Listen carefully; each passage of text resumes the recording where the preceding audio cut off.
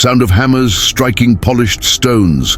The sun sets over Jerusalem. Golden dust dances in the air. The temple rises immense, built for the one true God. He built a house for the one true God, but raised 1,000 altars for 1,000 gods.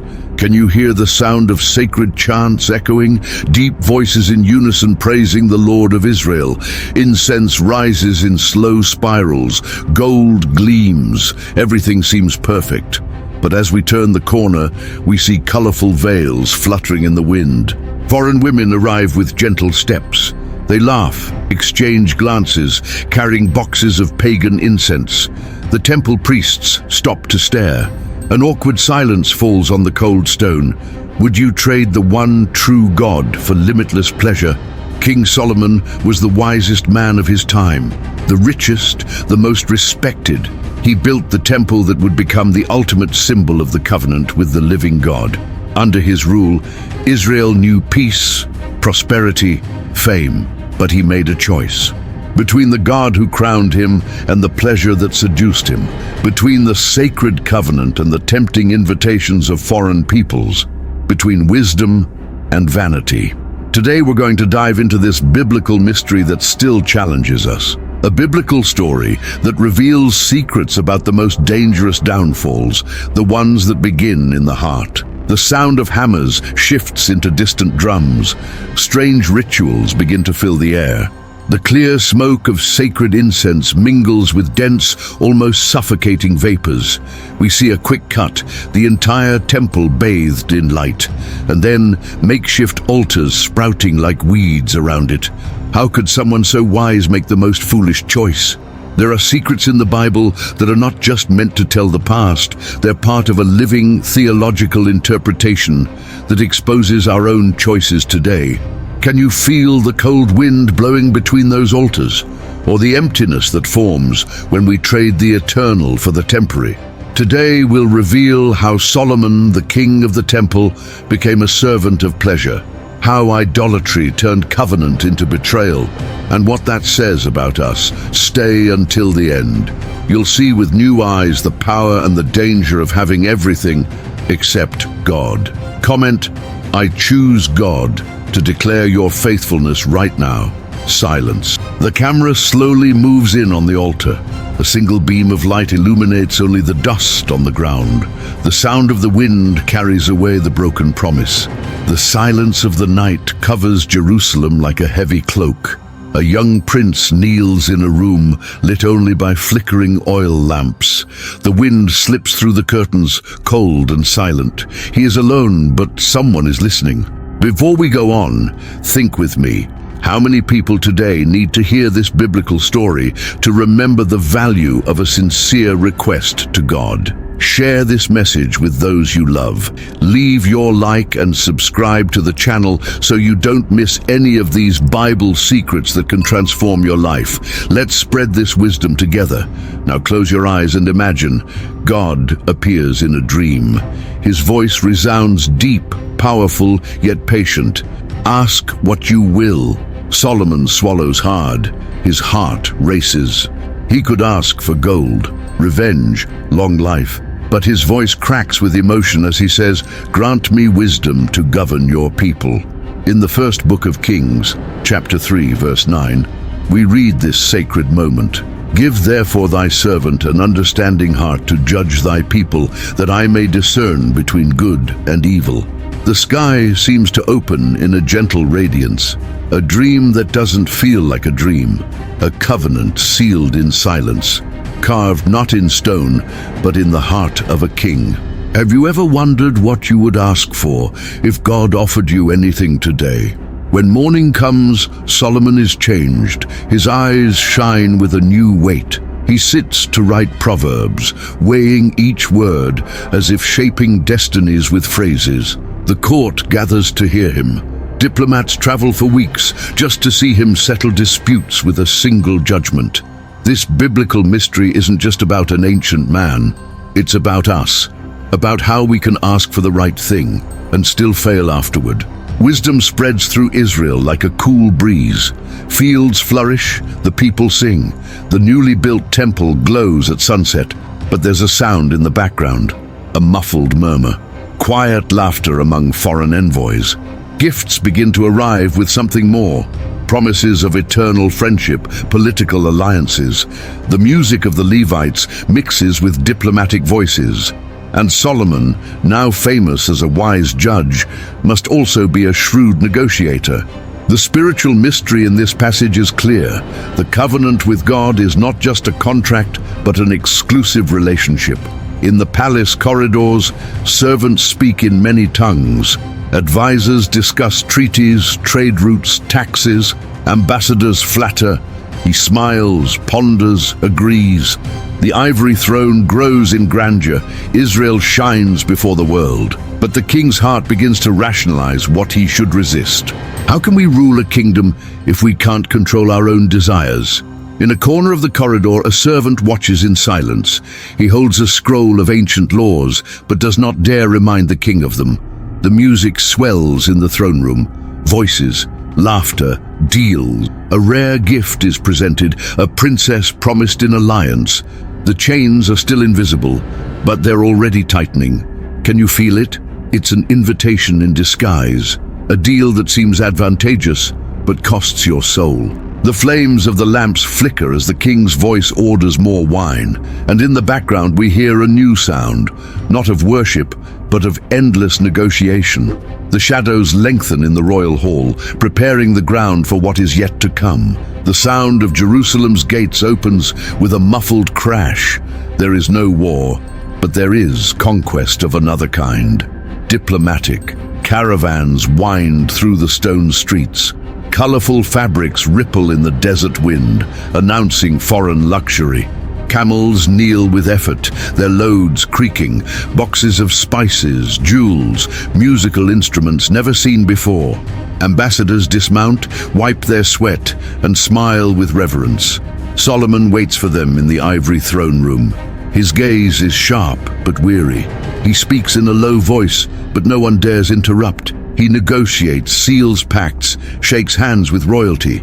Yet each treaty brings something extra, a princess, an alliance sealed not only with words, but with marriage. In the first book of Kings, chapter 11, verse 1, it says plainly, "But King Solomon loved many foreign women." We see the scene come to life. Red, gold, and blue veils billowing in the wind. Foreign princesses descend from litters with trained steps, calculated glances. Servants carry their gods in small carved chests. At first, the makeshift altars seem humble, small piles of stones in dark corners, but soon they gain vivid colors, paintings, sculptures with eyes carved to look alive. The temple still gleams, proud at the heart of Jerusalem, but the surrounding hills begin to fill with the smoke of other incense. He convinces himself, peace above all. Have you ever considered the price of a peace that destroys the soul? The advisors clap their hands, celebrating treaties without war. Merchants cheer for new trade routes. Gold flows like water, but no one speaks of faithfulness to the one true God. In the throne room, voices overlap in dozens of languages. Laughter echoes. Diplomats toast with strong wine.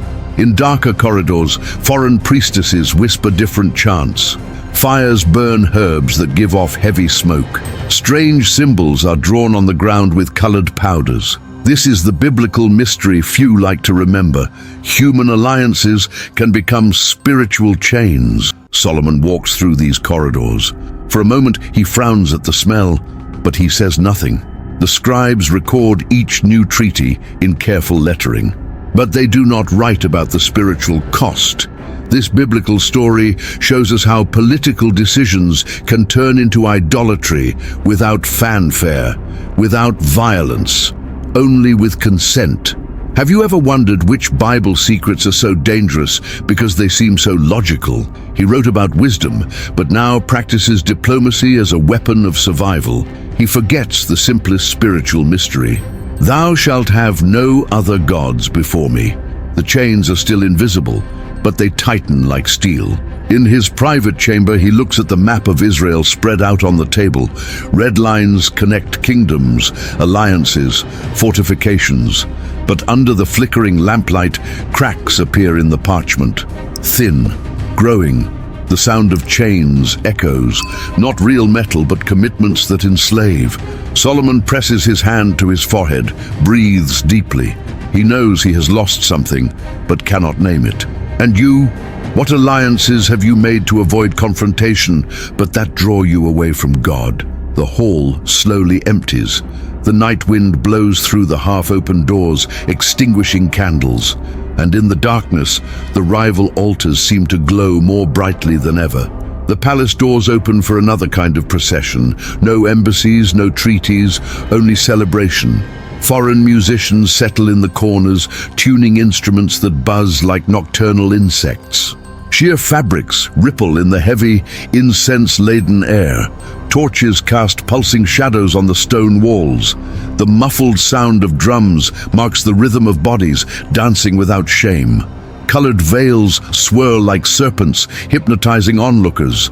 Women bow in practiced choreography, promising dreams that shatter by dawn. Solomon watches, reclining on cushions. His beard has grown. His eyes are heavy, half-closed as if trying to escape. A servant silently hands him a cup. He drinks slowly, lips stained with wine. The music fills everything, drowning out thought. This is the biblical mystery few want to face. Even the wisest man can become a slave to his own pleasure. The thick incense makes the torchlight seem hazy. The air is so heavy it's hard to breathe. People jostle for a better view of the foreign priestesses who don't just dance, they instruct. They draw symbols on the floor with colored powders. They murmur ancient words like spells. Solomon watches in silence. His royal ring gleams for a moment as he turns it on his finger, perhaps trying to remember who he once was. In the first book of Kings, chapter 11, verse 4, we read, "For it came to pass, when Solomon was old, that his wives turned away his heart after other gods." Do you feel the weight of that? The hall feels like a living labyrinth, full of overlapping voices, shouts, laughter, chants in strange tongues. No one mentions the one true God. This biblical story reminds us that betrayal doesn't happen all at once. It seeps in slowly. It dresses itself in promise, in peace, in pleasure. The drums beat like an exhausted heart that no longer knows who it beats for. Tables are piled with cold, forgotten food. Overturned cups spill wine onto rugs, embroidered with tales of ancient conquests, now stained with a red that looks like blood. Pleasure rules. And you? What pleasure today promises you everything but delivers nothing? In a darker corner, a foreign altar burns with green flames. Priests approach in silence, holding gleaming amulets. The priestesses kneel and chant prayers to strange gods. No one questions, no one is shocked. The mystery of the Bible isn't only in old scrolls. It's in recognizing these scenes as mirrors for us. How many Bible secrets are there to warn us? Solomon rises with effort. His body seems too heavy to bear. He walks among bodies moving like drunken puppets. He touches the cold wall as if needing its support to keep from falling. The muffled sound of drums mingles with sighs.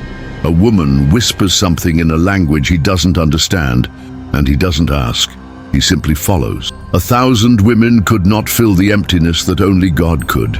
He stops and stares at the high ceiling, cloaked in smoke, searching for something he can no longer name. The silence that follows reveals a weariness no banquet can cure. And at the back of the hall, the torches flicker as if trying to extinguish the shame, but only cast even darker shadows on the walls. Outside, the night stretches cold and vast, waiting for the king to remember who he was. Solomon's palace no longer echoes with music. Now it is filled with whispers, shuffling footsteps on worn rugs. Servants speak softly, afraid to wake a king who sleeps poorly. Solomon is old. Deep-set eyes wander over maps he can barely read. Tremors run through his hands. The weight of the crown has become a burden that sinks his shoulders. The foreign wives approach in a silent line. Their veils are heavier now, embroidered with stranger symbols. They no longer ask permission. They plead, "Just one altar for our gods." He takes a deep breath, nods, too tired to argue. Masons raise rival altars without fear. The sound of the hammers that once built the temple now build sanctuaries for foreign gods. The hills of Jerusalem fill with thick smoke, strange colors staining the sky. The temple is still there, with faithful priests offering sacrifices. But the rival altars burn beside it. From a distance, the smoke seems the same. But to God there is no confusion. In the first book of Kings, chapter 11, verse 6, it says, "And Solomon did evil in the sight of the Lord, and went not fully after the Lord, as did David his father." Do you feel the weight of those words? Inside the palace, candles cast wavering light on worried faces. Advisors avoid the king's gaze. Ancient writings lie rolled up on dusty shelves. Scrolls of Proverbs no one reads anymore. He wrote wisdom, but forgot to live even a single verse. This is the biblical mystery that haunts the powerful. Knowing is not enough when the heart is divided. Foreign priestesses celebrate rites in hidden corners. They sing in strange tongues. Fires cast grotesque shadows on sacred walls. This biblical story is a warning. Betrayal does not begin with a drawn sword, but with a nod of the head, a tired sigh, a whatever. The biblical mystery is not just learning rules. It is having the courage to face your own inner altar. Do you divide your heart between God and other altars? In the palace courtyard, Solomon walks slowly. He looks at the temple in the distance. He sees smoke rising straight and pure. But when he turns his head, he sees another smaller altar, its green flames flickering in the wind. The wives follow with hopeful eyes. He lowers his gaze, says nothing. The sound of songs to the Lord mingles with foreign drums. A dissonant symphony blankets Jerusalem. Inside the throne room, the tapestries are stained. The gold seems less bright. The ivory is cracked with fine lines, as if revealing the kingdom's fragility. On the table, a map of Israel lies open. A crack runs across the parchment, dividing tribes that were once one. Solomon runs a finger along the fissure. His wrinkled skin trembles. He takes a deep breath, but no prayer comes from his lips. The night wind rushes into the hall, making the candles flicker. The flames cast trembling shadows on the walls, like silent accusations. And outside, the people wait for a king who no longer knows to whom he belongs. But what God will decide before a divided heart is yet to be revealed. The silence of the night covers the palace like a suffocating shroud. No music, no laughter, only the creaking wind rattling the open windows. Solomon is alone in his chamber. His heavy body rests on embroidered cushions, but he finds no comfort. His white beard stands out against the surrounding darkness. His eyes close against the flickering lamplight. He tries to sleep, but sleep is no escape. It is judgment. In the haze, a voice resounds. It is not gentle as before. It is deep, cutting, like thunder held back. Because you have done this, I will tear the kingdom from you. He curls in on himself, sweating cold. His body trembles. The words pound in his chest, heavier than any crown. In the first book of Kings, chapter 11, verse 11, we read this verdict. Wherefore the Lord said unto Solomon, For as much as this is done of thee, and thou hast not kept my covenant and my statutes, I will surely rend the kingdom from thee. Do you feel the weight of that? The chamber becomes a prison. Shadows take the shape of accusing figures. Torches cast images that seem to show rival altars burning with green flames. Solomon sits up abruptly, gasping. He wipes his sweat-soaked face. But there is no water that can wash away guilt. This is the hardest biblical mystery. God loves too much not to discipline. He stands, legs trembling, opens the door with effort. The corridor feels longer than ever. Torches crackle, casting sudden flares. He walks toward the throne room, finds it empty. The tapestries are stained with smoke. The gold has lost its shine. At the center, the map of Israel lies open. Now the crack is not just a thin line. It's a wide fissure splitting the parchment apart. He runs his finger along the tear. Wrinkled skin trembles, tears well in his eyes, but he holds them back. This biblical story reveals Bible secrets no one likes to hear. That God does not ignore rival altars. Priests whisper in dark corners. Some still faithful to Yahweh pray in silence, fearing judgment. Others prepare sacrifices for foreign gods. Solomon hears it all, but he cannot command anything. The truth is simple and terrible. Division does not start on the map. It begins in the heart. Have you ever wondered what God would say about the state of your own heart today? The sound of the wind rises, doors slam, a distant thunder rumbles, as if the sky itself answers the king's silence. He approaches the window, looks out at Jerusalem sleeping. In the distance, the temple still shines under the moon, faithful, unchanging, silent, but the hills around it burn with strange fires. Chants in tongues Israel does not understand echo through the night. He takes a deep breath, trying to say the name of the one true God, but his voice fails. A servant approaches, hesitant. He holds a scroll of the ancient laws. He trembles, does not dare speak. Solomon dismisses him with a gesture. Outside, the thunder sounds closer. The wind sweeps through the hall, snuffing out candles. And in the darkness, the king closes his eyes, knowing there is no more room for negotiation. The kingdom will be torn apart, but what remains for the one who loses everything he built? The wind blows among broken stones. There is no more music, no more drums, only the dry sound of rubble shifting, as if the earth itself were sighing. The ruins of the temple appear, lit by a cold sun that warms nothing. Fallen columns, scorched stones, an altar split in two. The holy city watches in silence, a mute witness to promises unkept. Everything built without faithfulness turns to dust. Solomon is no longer there. That golden reign is now only memory and warning. Even today, these stones speak. This biblical mystery is not just ancient history. It is a mirror for us. How many inner kingdoms have we built with beautiful plans but divided hearts? How many rival altars have we raised, thinking we could balance it all? The secrets of the Bible do not exist just to frighten us with God's judgment. They warn us, call us back. Look at these ruins and feel the cold wind passing through them. It carries a whisper, choose. Choose who will sit on the throne of your heart. This biblical story does not condemn only one man with 1,000 women. It asks about us, about our desires, our hidden alliances, our silent negotiations. The biblical mystery here is simple, but weighty.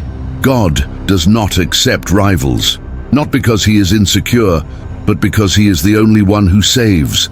The camera moves slowly past a cracked column. On it, green moss stubbornly grows, a sign that even in the most ruined place, life wants to return. Can you see it? Even among the broken stones, there is light trying to break through. The same God who warned Solomon warns you and me today. He does not delight in tearing down altars. He wants to build an exclusive home in our hearts. The question that remains is direct. To whom will you give your heart today? Because it is no use pointing fingers at the past if we do not tear down our own rival altars now. The wind calms. Sunlight floods the space, illuminating the broken altar. The shadows retreat. A new beginning is possible. Comment, I choose God, if you decide not to share your heart with anything or anyone else. If this message spoke to you, share it with someone who needs this warning. Let's spread these Bible secrets together to those who need to find hope again. Leave your like so more people can be reached. And subscribe to the channel so we can keep discovering these biblical mysteries together, mysteries that transform lives. When you do that, you're not just following a channel, you're choosing to walk alongside those who seek the truth. You're telling the world you will not accept rival altars in your heart. Thank you so much for staying until the end. May God bless you and your home, and until the next video, where we will continue to uncover together the biblical story that still lives within us.